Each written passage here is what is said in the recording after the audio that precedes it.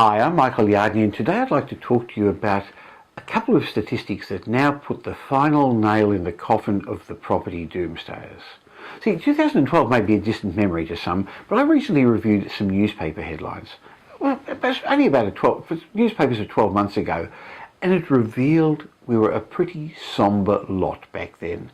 Our property markets were in the doldrums, the share market wasn't really moving much, and at that time even seasoned investors were wondering if the gloom would ever end.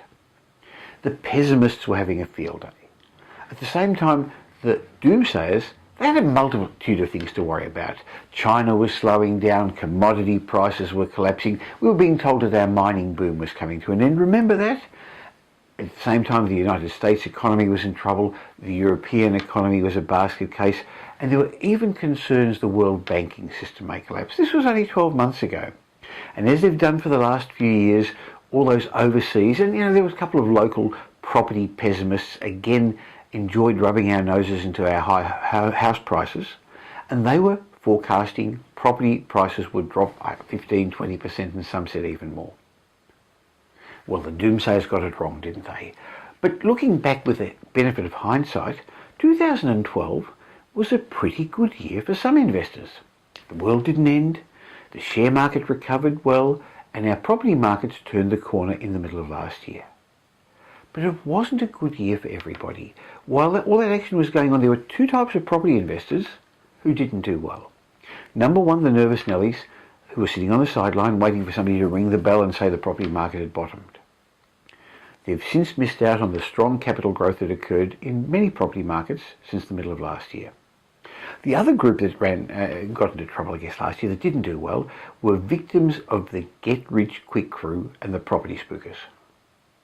Firstly, a disclaimer. Because of my enthusiasm for property, because of the amount of writing that I do and the number of emails I send out, I know I'm sometimes called a property spooker too.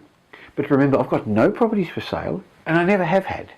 So my advice is independent and unbiased. And my optimism comes from the perspective of over 40 years in property investing. Interestingly, I just seem to have heard more investors getting themselves into trouble over the last year than I've come across for quite a while. Some have bought properties off the plan and they were disappointed by the end project values. They fell short of the contract price.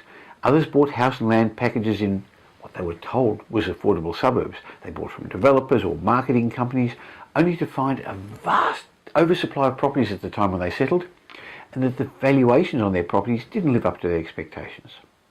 Yet others bought in mining towns. Some of these investors may not even yet realise how much trouble they're in until they try to sell. Okay, I think property is poised for growth. With all that, that's history that we discussed. So the question, I guess, would be, where to from here? Look, as always, I know the property pessimists will always have things to worry about, but I think we're in a good year for property.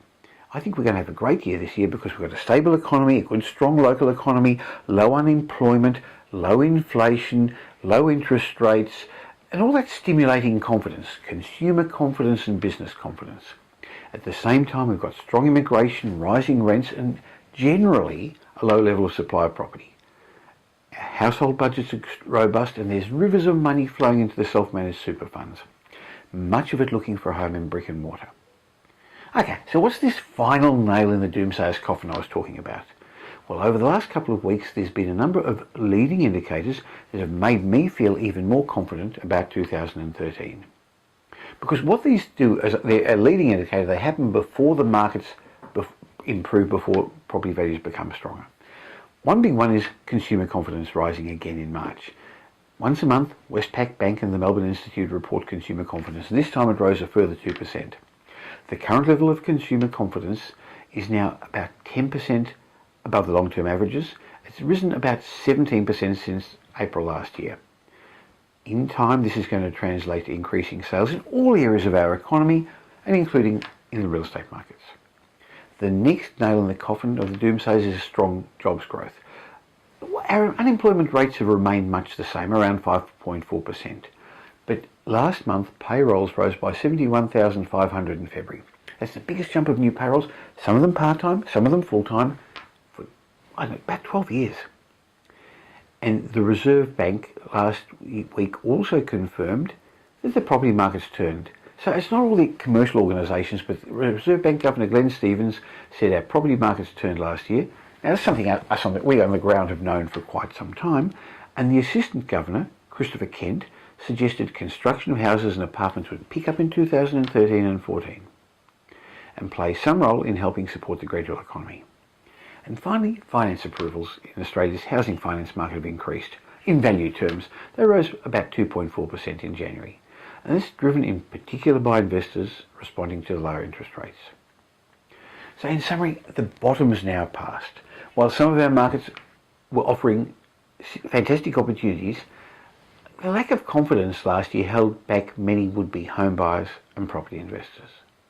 And I can understand them. It's really hard to go against the crowd and make a significant investment in property if you think the market could fall further. But as the year goes on and confidence grows, I think more and more people are going to realise the markets have turned, and this will propel the upturn phase of our property cycle, particularly in the middle brackets of our capital city property markets. The upper end's still going to have some trouble, and it'll be a little while before first homers come back. But the property cycle has bottomed in the middle of last year, right at the time the doomsayers were having a field day. I look forward to keeping you up to date with what's happening in the property markets in my regular property market updates. This is Michael Yardney.